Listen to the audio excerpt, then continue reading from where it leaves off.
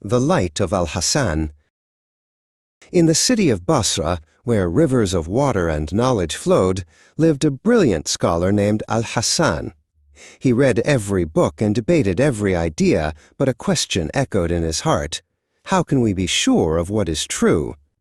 He dreamed of grand projects, like taming the great river Nile, believing that controlling the world outside would bring peace inside. Word of his genius and his boast to tame the Nile reached the powerful Caliph of Cairo. The Caliph, a man who loved grand ideas, summoned Alhazen. "Prove your words," he commanded, his voice echoing in the vast, tiled hall. Alhazen, full of confidence, promised he would. But when Alhazen stood before the mighty, churning Nile, his spirit sank. The river was a wild god, far too powerful for the tools of his time. He had failed. He returned to the Caliph, his head bowed, not in prayer, but in defeat. The Caliph's disappointment was a cold, sharp fear. To escape the ruler's wrath, Alhazen pretended to be mad. He was locked away in a dark room, a prisoner of his own failure. In the quiet darkness, his grand ambitions crumbled, leaving only emptiness. One day, he noticed something magical. A single, tiny beam of sunlight pierced the shuttered window.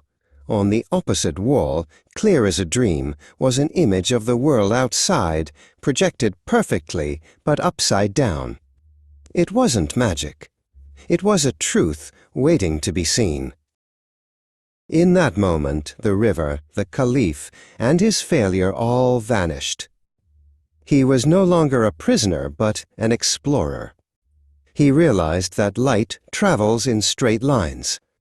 He spent the next 10 years in that room, not in madness, but in deep concentration, turning his prison into the world's first laboratory of light. He wrote his discoveries in a great work, the Book of Optics. He explained that we see not because our eyes send out rays, but because the world sends its light into us. To find truth, he wrote, one must not just accept old ideas, but question, observe, and test them for oneself. When the Caliph passed away, Alhazen was freed. He was an older, humbler man. He no longer cared for taming rivers. He began to teach, and a bright young student named Kavi came to learn from him.